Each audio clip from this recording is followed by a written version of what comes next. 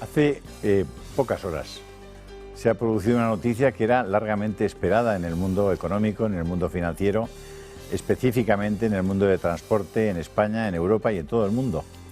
Se trataba de ver si iba para adelante la adquisición por parte de IAG, el gran grupo británico, propietario de Iberia, si ese grupo adquiría o no adquiría la compañía española Air Europa, la compañía de un hombre muy especial que se llama José Hidalgo y que hoy, más que nunca, es protagonista de una actualidad que tiene muchas derivadas para lo que va a pasar en España con el mundo del transporte, del turismo, de la competencia en los próximos años.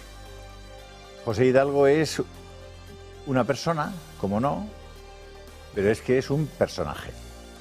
Y es un personaje, saben ustedes que cuando nos vamos tropezando por la vida con gente, con personas, pues vemos la parte, lo que aparece de esas personas. Pues si son bajos, altos, si somos más o menos gordos, si llevamos gafas, o si tenemos una voz agradable, o si, etcétera, etcétera. Vemos nuestros atributos físicos, nuestra apariencia.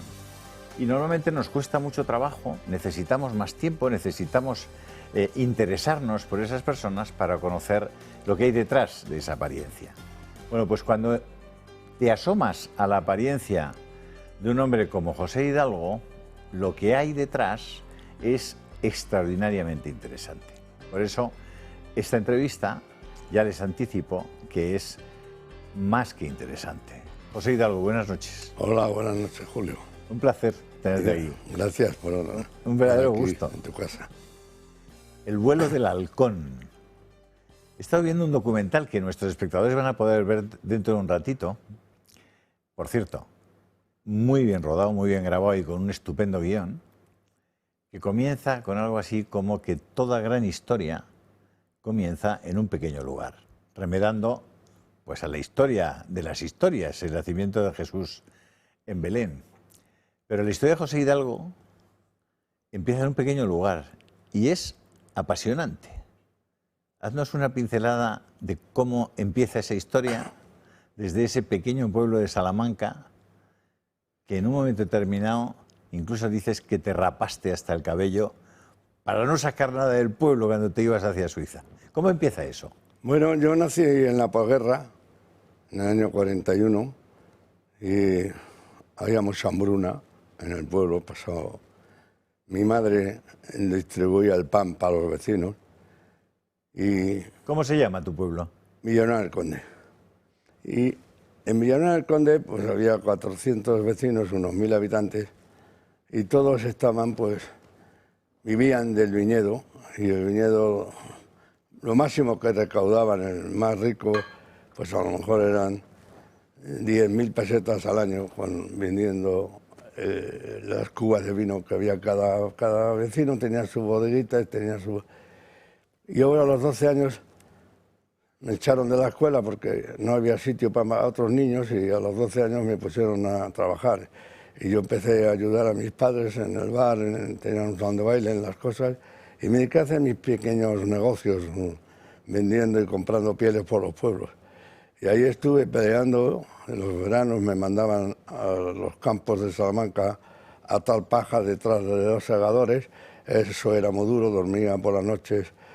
En un pajar se me pelaba la barbilla, los dedos se ponían llenos de pinchos, los pies estaban cocidos, se calzaba con unas albarcas de goma y una lona encima de la albarca, era muy duro.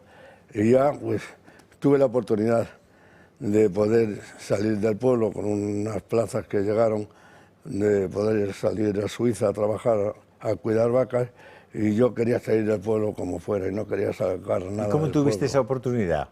Salió unas plazas y nadie las quería salir y yo, a otro primo mío y yo dijimos, vamos a la aventura, y nos fuimos. ¿A cuidar vacas a Suiza? A Suiza, con 19 años. Y ahí empezó mi nueva vida.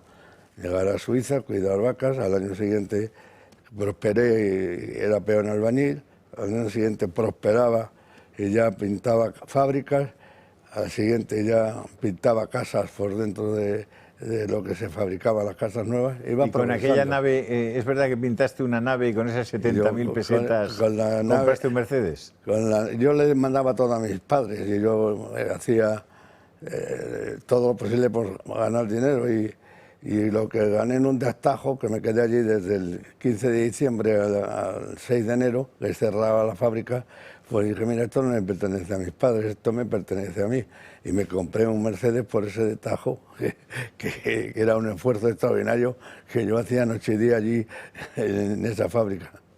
Y ahí comienza Europa de verdad. Bueno, ahí comienza que yo... Ahí concibes que se puede llevar gente de un sitio a otro y se puede ganar dinero. Bueno, yo empecé en los pueblos de alrededor todo el mundo quería ir a Suiza, y había un sistema de migración, pero a mí me mandaban la fe de nacimiento, se los daba a los empresarios, a los de la construcción, a los de las pinturas, a los hospitales, y les mandaban los contratos de trabajo. Y entonces ya yo con el Mercedes les llevaba. Y cuando les dejaba en su puesto de trabajo, me iba a la cola del tren y como venían españoles algunos, digo, oye, yo os llevo a vuestra casa, no tenéis que andar haciendo traslados con el tren. Y ahí empecé. Por el mismo precio del billete. Yo le cogía los billetes, los descontaba y los llevaba a sus casas.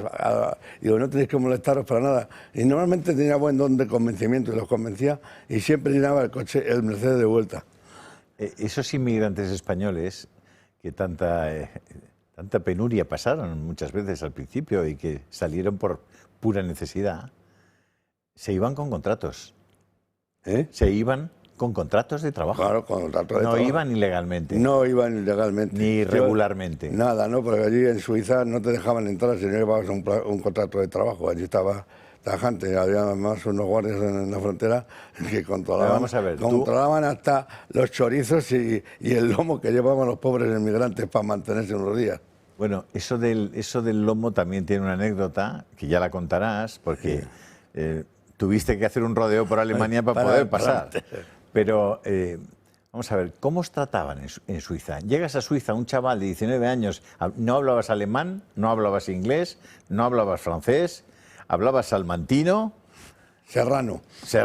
Y con poca educación. ¿Y cómo te las espabilaste? Yo llevaba un diccionario y con eso me chapurreaba y como no tenía mucho que hablar porque era, oye, acepto, y era sobre la marcha, pues había poco diálogo. Yo no hablaba con nadie, trabajaba, dormía, y eso era mi vida en Suiza. ¿Te acuerdas cuánto ganabas al mes? 240 francos suizos el primer contrato. ¿Qué era en España? Era ¿A qué a 13 equivalía? pesetas estaba el franco suizo. O sea, estamos hablando de 1.600 pesetas. Eso es lo que ganaba cada mes. No, más, 2.600. Y trabajaba fuerte.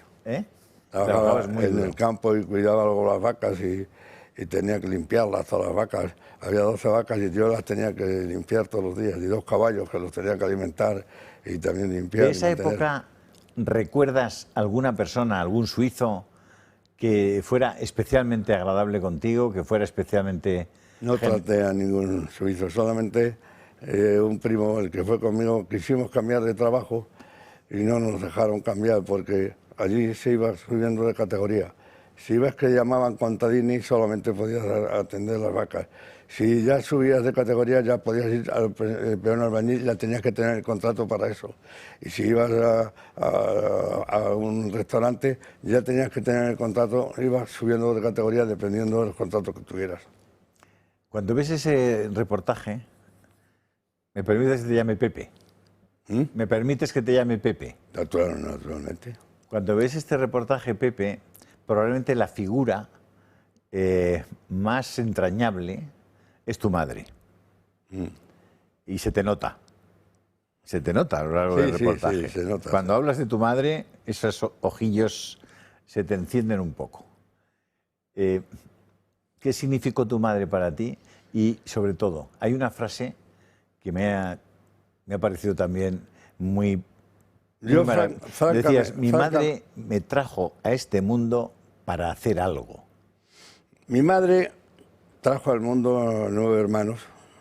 Desgraciadamente han muerto 3, vivimos 6. Mi madre llevaba todos los negocios posibles del pueblo.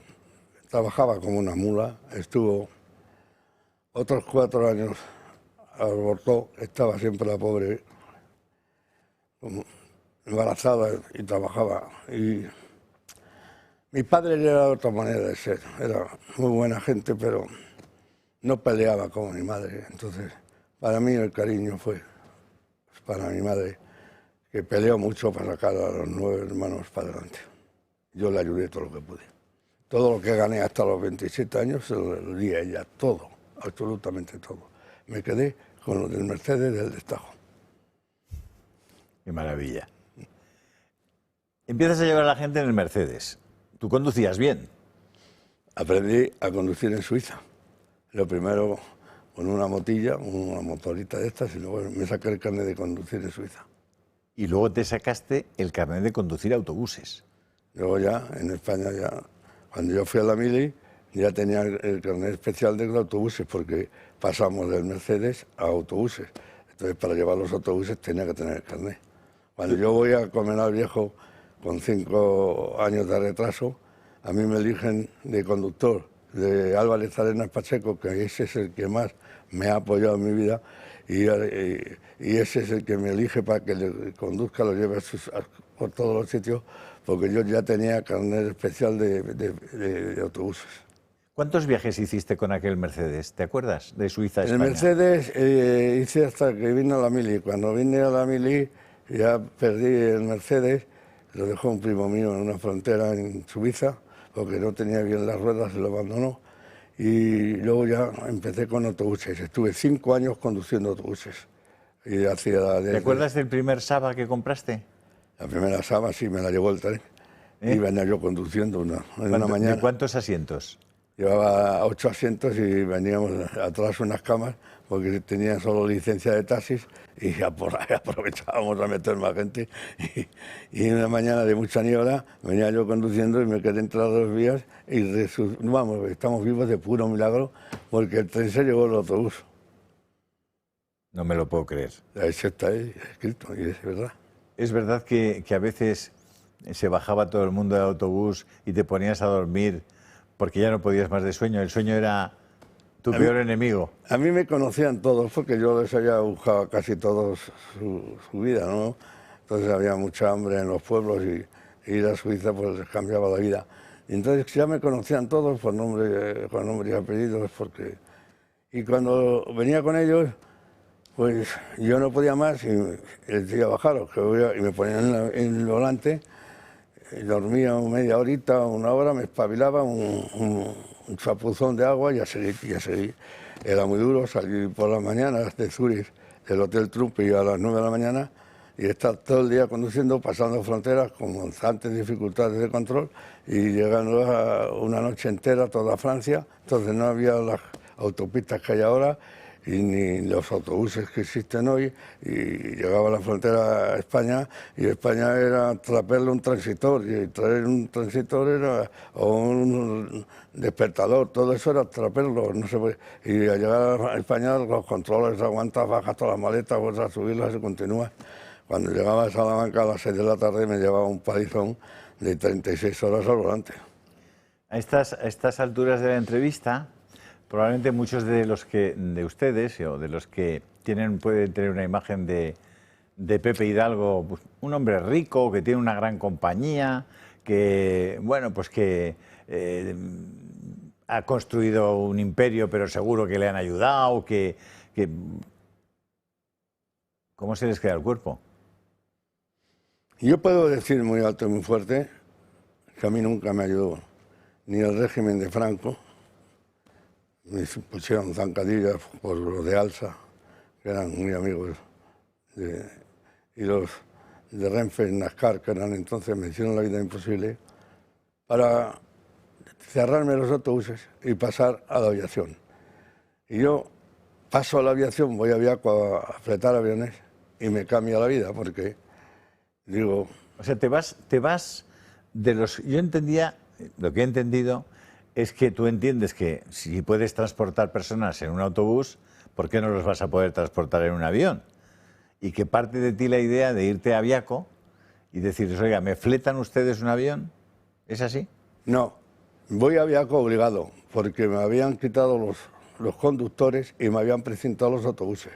y me lo había presentado el régimen, empujados por Alsa, Cosme Adelaida, y por Renfe en Nascar, que decía Renfe en Nascar que todos los derechos de tráfico pertenecían a la Renfe. Entonces me dijeron que yo no podía ir a Suiza y hacer esas líneas que yo había creado. Y entonces me hicieron la vida imposible y digo yo, como estos son personas que a mí me conocen y yo les he ayudado, pues ahora viajarán conmigo en avión. Y el primer avión que yo fleto de Aviaco me cobraron 240.000 pesetas. Y me dijeron, ¿qué contrato hacemos? Yo no tenía ni oficina ni nada. Digo, contrato ninguno, 240.000 pesetas. Y fui por los pueblos, llené el avión y tenía más clientes. Y digo, que quiero otro avión, pues otras 240.000 pesetas. Y ya salí el primer día con 2 Caravelle Madrid-Zurich. Y así empezó un poco. Lo cuentas muy bien en el documental, que dice, no, que ahí hay un tío, o sea, hay un tío que quiere alquilar un avión. Y dice, pero tiene dinero, tal. Sí, sí, lo trae en una bolsa. Así fue. Así fue. Sí, sí. Y así comienzas. ¿Cuánta gente? ¿Tenías como una clientela fija a la que tú le ofertabas tus servicios o qué? Yo tenía muchos conocimientos de mucha gente que yo personalmente les había ayudado y que yo les había llevado y traído en los autobuses. Y tenía los pueblos, Eljas, Casares, Villanueva, Santiago de... todos esos pueblos tenía un representante en cada pueblo. Y a estos representantes les digo, oye, mira, hay que mover a la gente que en lugar de autobús los vamos a llevar en avión. Y que en 2 horas están en Zúrich y no tienen que darse la paliza de 2 días de autobús y se van a ahorrar y les voy a cobrar lo mismo que les cobraba en autobús. Entonces... Y así empecé. No había duda. Cobraba el mismo precio que le cobraba en el autobús. ¿Y te salían las cuentas? Y yo me salían las cuentas. Con la sola ida, yo pagabas el frente de la vuelta. Había amortizado el pago de Aviaco. Y todo lo que me venía de vuelta era para caja. Y encima, que cuando los aviones se tenían que marchar vacíos a Mallorca, porque Aviaco tenía la sede en Mallorca, empecé a llevar los turistas a Mallorca, que fui el primero que empecé a llevar turistas a Mallorca. Te estoy hablando del año 71, 72, que ningún español sabía lo que era Mallorca, solamente lo sabían los franceses y los ingleses y alemanes. Y yo empecé a llevar a los españoles con las colas de los aviones que me quedaban vacíos. Ahí empezó mi tinglao y empecé a ganar bastante dinero. ¿Y ahí conociste Air Europa? No, eso fue mucho más tarde. Más tarde. Eso fue, hay penurias y penurias para llegar a eso. ¿Ah, sí? Hay penurias, hay compañías aéreas que quiebran, quiebra Hispania, quiebra LAT, quiebra Norjet, quiebra Spantas, y yo iba fletando aviones porque iba cada vez creciendo más y transportaba también a los equipos de fútbol, al Barcelona, y iba cogiendo mucha fuerza en Aviaco. En los clientes. Yo llegué a ser en Aviaco el cliente más importante que tenía Aviaco, más que los ingleses y los alemanes. Yo llegaba a pagarle a Aviaco en aquellos tiempos 1.000 millones de pesetas. La primera agencia que yo monté en Salamanca, también tuve todas las dificultades del mundo que no me la querían dejar montar. Un tal Miguel Delis, que era el que mandaba en la migración, y un tal Arredondo, que era el que mandaba en transporte, todos me querían matar, pero no pudieron matarme. Yo digo, ahora aquí arriba, en el cielo, ya ni hay guardias civiles, ni me van a presentar ni nada. Ya esto ya es cuestión de Aviaco, y ya Aviaco me protegió. Y me protegió mucho mi coronel Álvarez Arenas, que estuve con él 1 año y medio conduciendo. Y ese me quiso mucho y me ayudó mucho con tantas zancadillas y tantas dificultades que me pusieron. Y tienes muy buen humor para las zancadillas que te han puesto, ¿eh? Bueno. Me siento muy reflejado contigo. Hoy para mí es un día feliz. Porque hoy... ¿Por qué es un día feliz? ¿Por qué? Es un día feliz, muy feliz. Ayer fue muy feliz, hoy sigue siendo la felicidad. Porque yo he construido Europa de cero, empezando, si quieres hablamos de la historia de Europa luego, pero empezando y construyendo la compañía más modélica, más moderna del mundo. Es única. No hay ninguna compañía en el mundo que se parezca a Europa. Las hay más grandes, americanas, europeas, pero no hay ninguna compañía con 60 aviones nuevos eficientes, muy bien orquestadas, con conexión europea nacional hasta Madrid, con Madrid por el mundo, con unas posibilidades de crecimiento enormes y una compañía que es un modelo único en el mundo. Así que es muy bueno que Air Europa siga su camino. Europa, el que viaje en Europa no volverá a subir a otro avión. Eso te lo digo yo. Si tú no has viajado, viaja y verás que ya no... Pues si has viajado, repetirás. Y el que va una vez, antes de la pandemia, me costaba mucho vender las primeras, porque nadie... las empresas del IBEX, estas, pues tenían siempre las secretarias y siempre hacían lo más fácil, llevaban a Iberia, que ha sido siempre mi competidora. Pero después de la pandemia ha cambiado y Europa tiene unos modelos enormes que tardan mucho menos en los vuelos, ahorra mucho, no tiene dentro de los aviones, no hay secadores, es una... Pues para dar un ejemplo, Europa se va a llegar este año, le faltan 2 o 3 aviones que llegar, mañana llega uno, llegará a 3787 Dreamliner. Esos 787 valen 200 millones de euros. Los que tiene la competencia, los Airbus 330, valen 15, 10. Pues algo tendrán los aviones de diferencia. De 10 a 15 a 200, algo habrá dentro de esos aviones. Por eso hay que probar Europa. Es decir, que el hecho de que IAG no compre Europa es una buena noticia. Para mí sí. ¿Y para España? Mucho mejor. España está liberado de un monopolio. España está liberado porque una empresa dominaba todas las empresas de España prácticamente. Iberia, Europa, Vueling, Iberia Express, Leven, se quedaba sin competitividad. Eso para España hubiera sido malo. ¿Y por qué dicen que es malo para Madrid?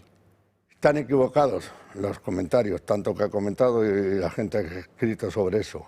Madrid es la mejor conectividad de Europa. Madrid tiene 2 alianzas. La Sunwing, que pertenece al grupo británico, y la SkyTeam, que pertenece a Air France. Si le eliminas una conectividad, eliminas la mitad del tráfico. No se puede argumentar que Madrid en solo una terminal sea más potente, no.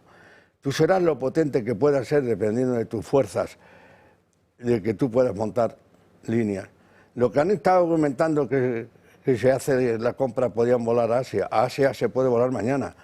Puedes ir a Tokio o puedes ir a donde te dé la gana, a Japón, a donde tú quieras, porque son cielos abiertos y nadie te lo va a impedir. Lo único que tienes que tener es coger aviones y ponerlos a operar. No porque se cogiera Europa ibas a poder hacer eso. Eso se puede hacer mañana, pasado. Yo sí tengo fuerza, tengo aviones y yo puedo montar esos destinos cuando quiera. Pero no, por eso no era mejor Madrid. Madrid es mejor con las 2 alianzas. Y para el consumidor español es bueno que haya 2 competencias. Y yo empecé a competir con Iberia y mi ilusión es seguir compitiendo para favorecer el consumo a los españoles, los precios y para poder dar el mejor servicio posible a los clientes. Bueno, pero esto porque el gobierno te ha dado una subvención enorme. 0.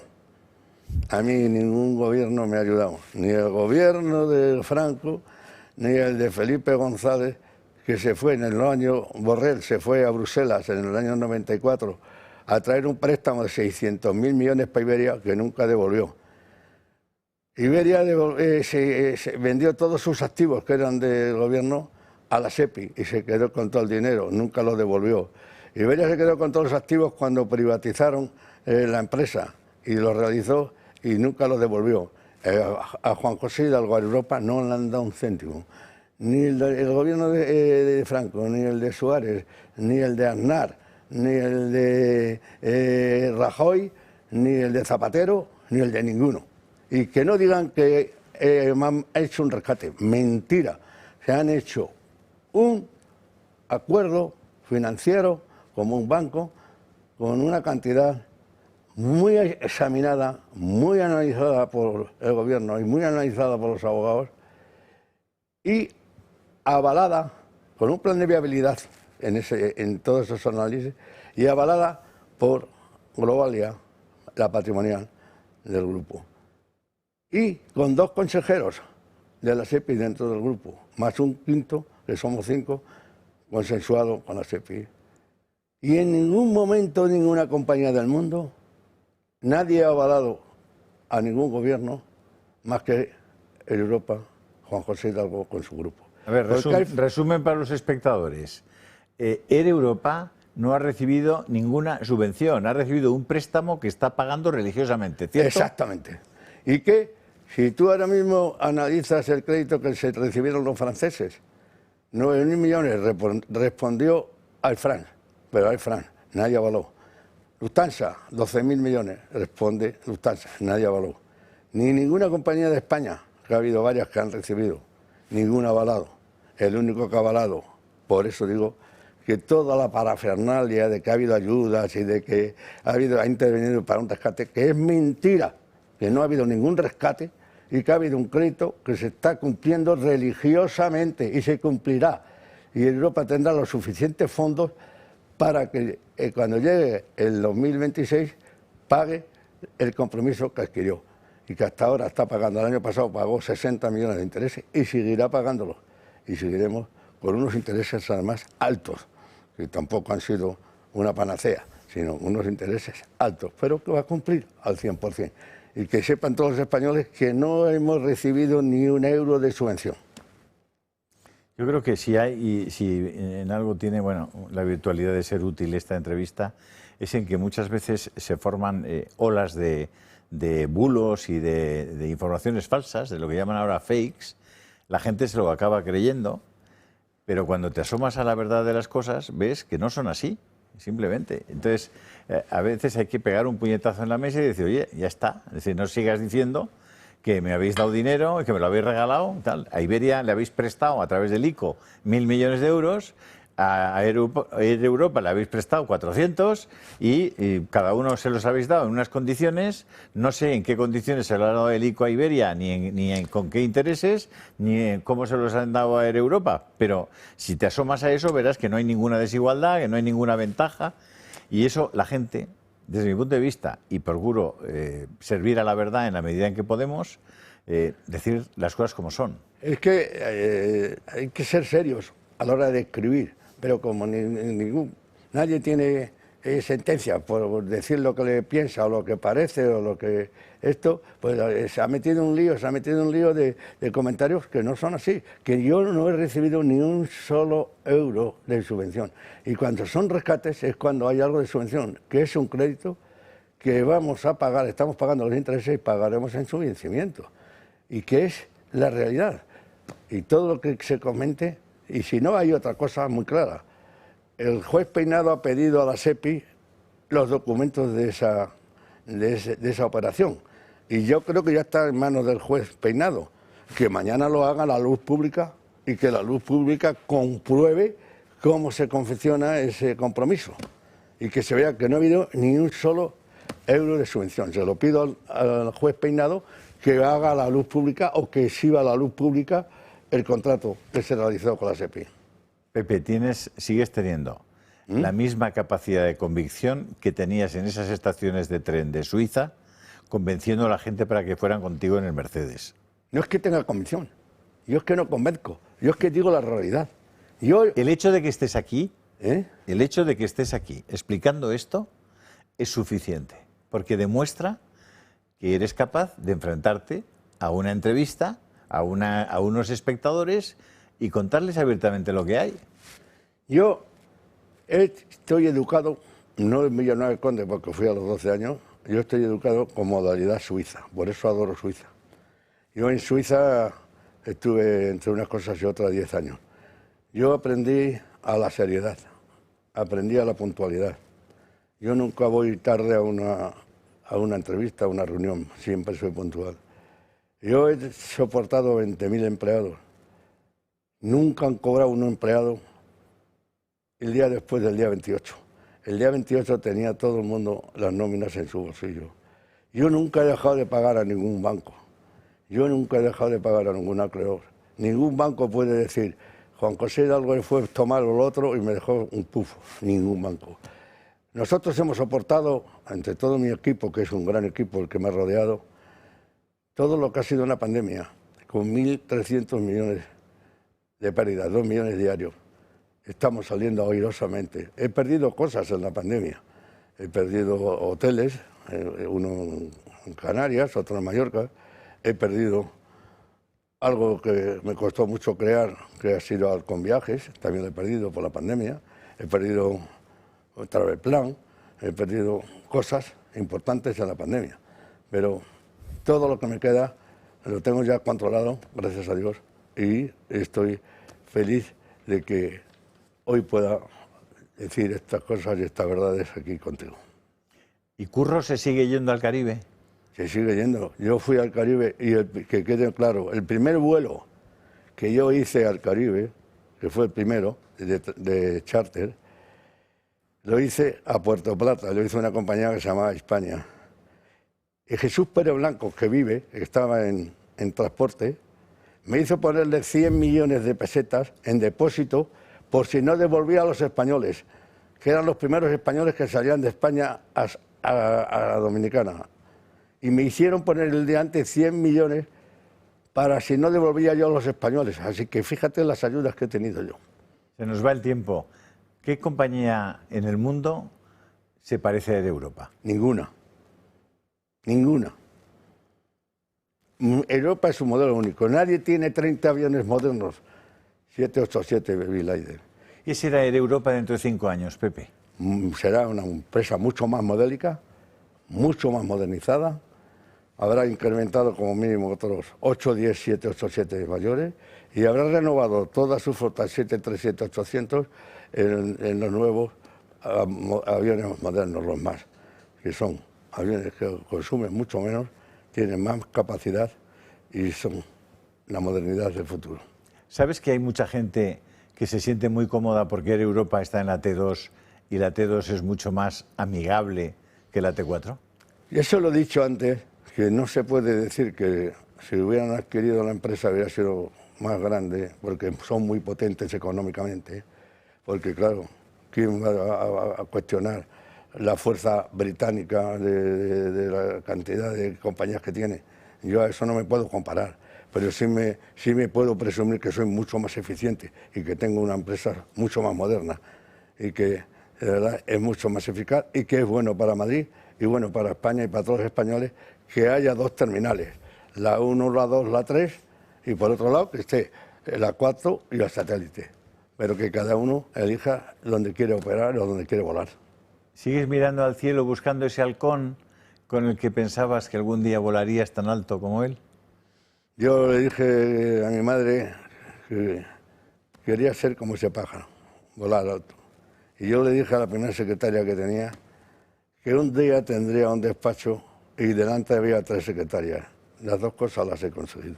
Y eso cuando era un niño.